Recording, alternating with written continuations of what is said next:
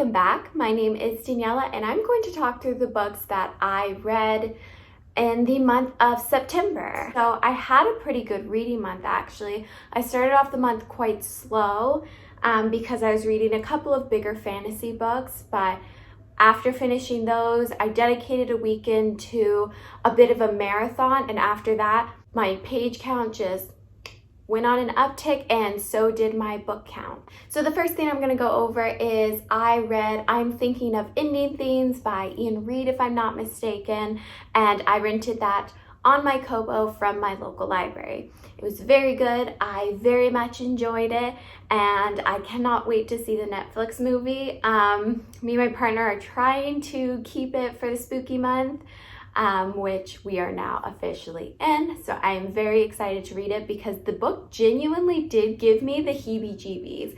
I will say I did see the twist coming, but in saying that, it did not take away from the story whatsoever. I still thoroughly enjoyed myself. So the first thing I'm going to go over is I read book 6 in Keepers of Velocities, which is Nightfall. I really liked it. I don't know how much more I can really praise this book without it just coming across as ad nauseum, but I will just say I really enjoyed it.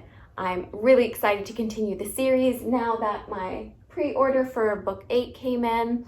I will probably move on to Flashback, which is book 7, probably this month. Next, I read Elantris, a standalone book from Brandon Sanderson. I really enjoyed this. I also have this on Kobo, so I was able to bounce back and forth comfortably between the two, and I really enjoyed it. It was fun to see Brandon Sanderson in his first or one of his earliest novels take on a standalone, because my introduction to Sanderson was the Stormlight Archives.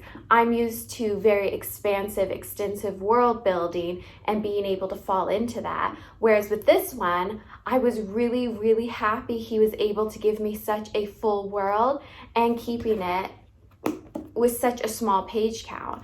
So Elantris is about a young woman who travels overseas to marry a prince.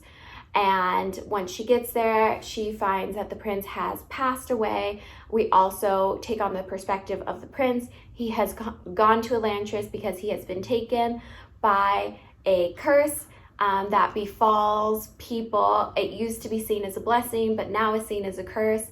And everybody who is cursed moves to Elantris and are kind of shut away. And it's very interesting, and it's sort of about these parallel lives that were meant to come together and what they're doing separately until eventually they are able to meet and the story moves forward. Very good. I would absolutely recommend this as an introduction into Sanderson. Whereas I am really happy I started with Stormlight Archive, I would say this is a very accessible fantasy. Gorgeous. Can you stop licking your lips? Appreciate that. Next, I read Alat's Away on that same reading marathon of a weekend. I really enjoyed it. This is a story about a young girl whose cousin passes away and visits her in a dream and tells her that insert name has murdered me. Please keep my family safe. Please avenge me. All that good stuff. And this is a young woman who is able to contact and raise the dead. It is very fantastical, but it is set in the real world in which we live with spirits and vampires, and it's very interesting. I will say what I liked about this was our young heroine's attachment to her family, great family values, fantastic friendships with male characters without it blossoming into romance. I just really enjoyed how different this take was, and of course the representation was absolutely fantastic, and she has a ghost dog that I just absolutely fell in love with. So absolutely would recommend this, really for all age groups. Even though it falls under YA, I really enjoyed myself reading this. Next, we have After Dark. So this was an interesting one, and this along with one other, I wouldn't exactly know how to categorize it. It's certainly contemporary fiction, fic lit maybe, I'm unsure. So it was very interesting.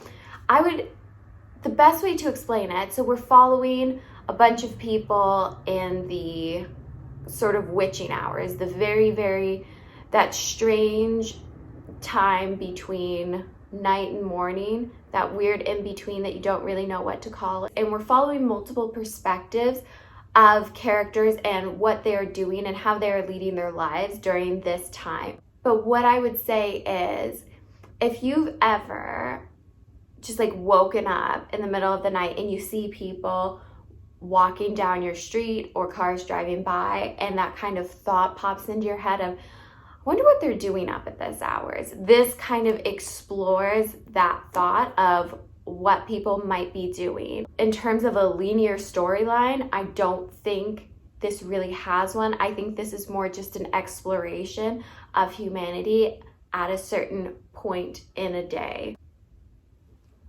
Next, I read Daddy by Emma Cline. So this is the same writer as The Girls, which is it is certainly a book that I cherish and lend out quite a lot. I really like The Girls. This was an anthology of a lot of pain in different situations and different explorations of pain and longing and sadness. It was good, and I don't want to say it wasn't, but I don't think it did anything so interesting or so new that I would really recommend it. I don't feel that I wasted my time reading it. I enjoyed it. And if you enjoy Emma Cline, it's certainly worth picking up because her writing style is just as interesting.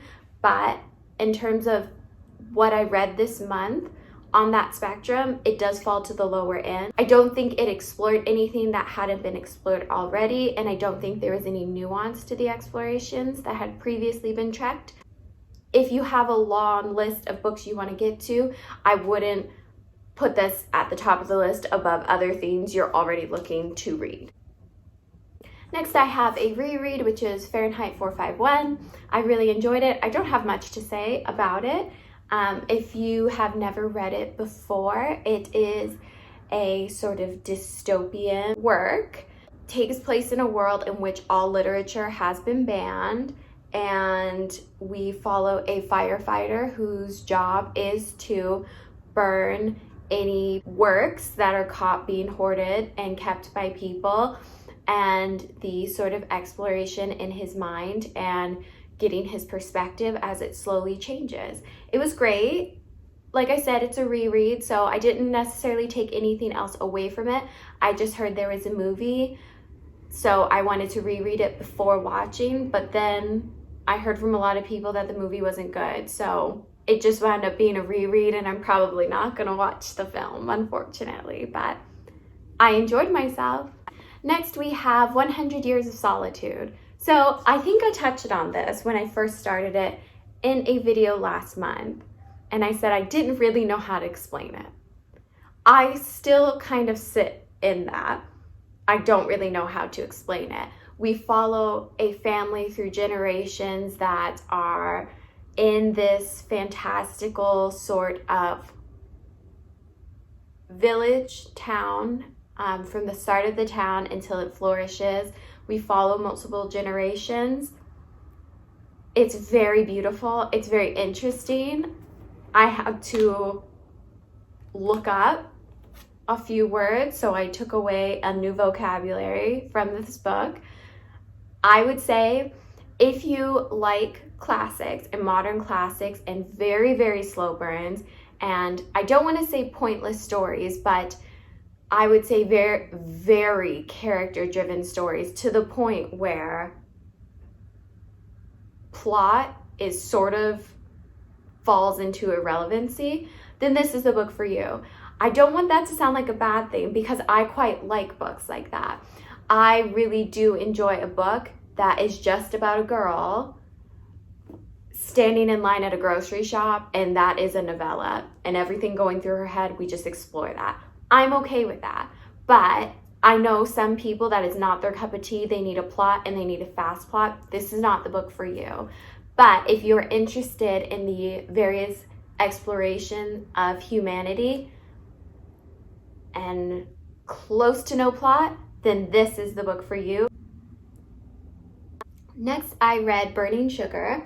So this is a selection of poems, and it explores the colonization of Black people and the world that we now revere and how it was built on the backs of Black people during colonization.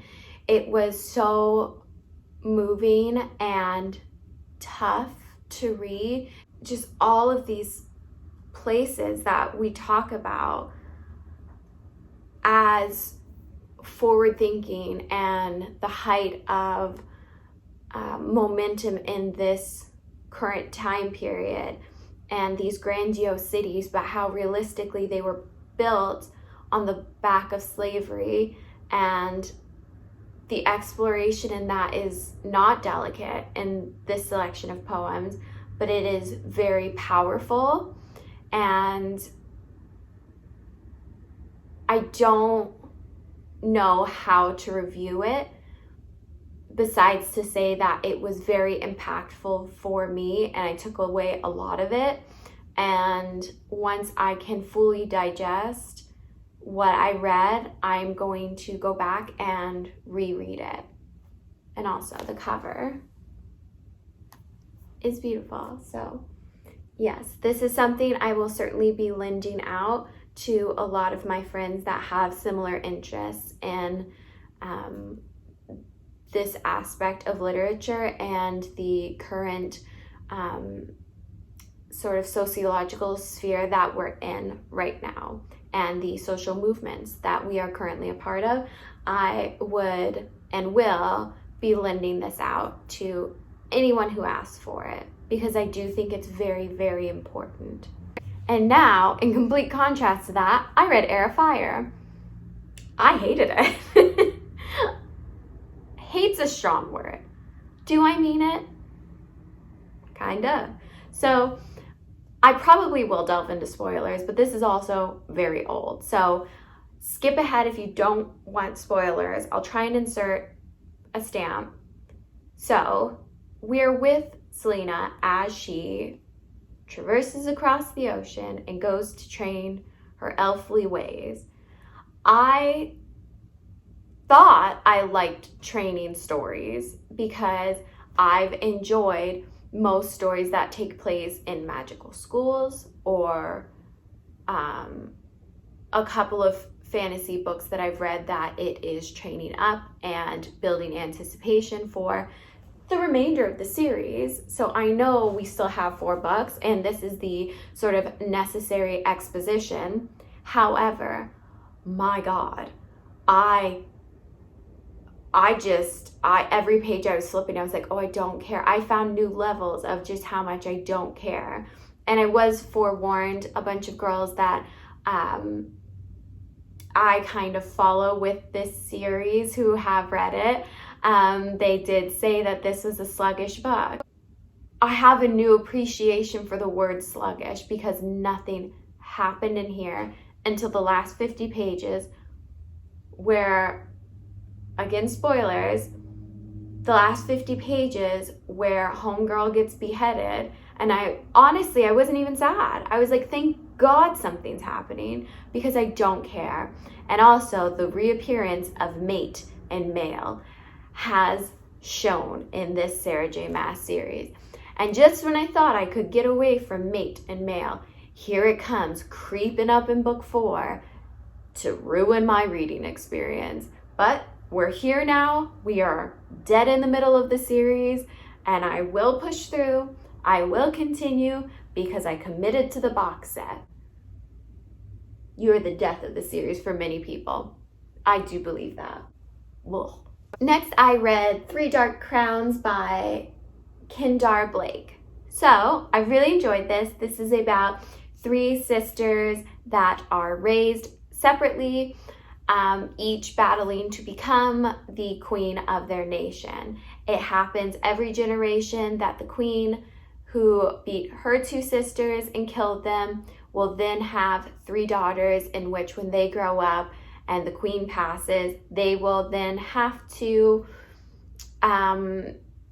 destroy two of their sisters to take their rightful place as the queen. There is the poisoner who can ingest loads of poison and can survive. There is the elementalist that sort of is in control with the elements of the world. And then there is the, I don't even know what it would be called, naturalist, who can kind of not speak to, but can kind of bloom flowers. A little unsure because they don't really explore it yet. One of her friends is a naturalist. One of the princess's friends is a naturalist, and she's able to control animals, but two of the three sisters are not very powerful. Only one of the sisters, the elementalist, being very, very powerful. It sets for a really interesting premise because the one powerful sister is the one sister that sort of remembers when they were children and has emotional ties to them still. You have the complete series right here. So I will be continuing it probably at the end of November just because I have quite a lot to get through, but I really liked the ending. Next, I read Eye of the World, Book 1 in the Wheel of Time. Yes, you've heard it right. I have finally completed Book 1 in the Wheel of Time. And I do have thoughts. So, first of all, I will say this has to be one of the biggest hype groups that I have ever met on the internet. But boy, there are a lot of strong opinions on it. And I figure I will put my delicate opinions right out there. So, Book 1 is clearly heavily inspired by Tolkien. No ifs, ands, or buts.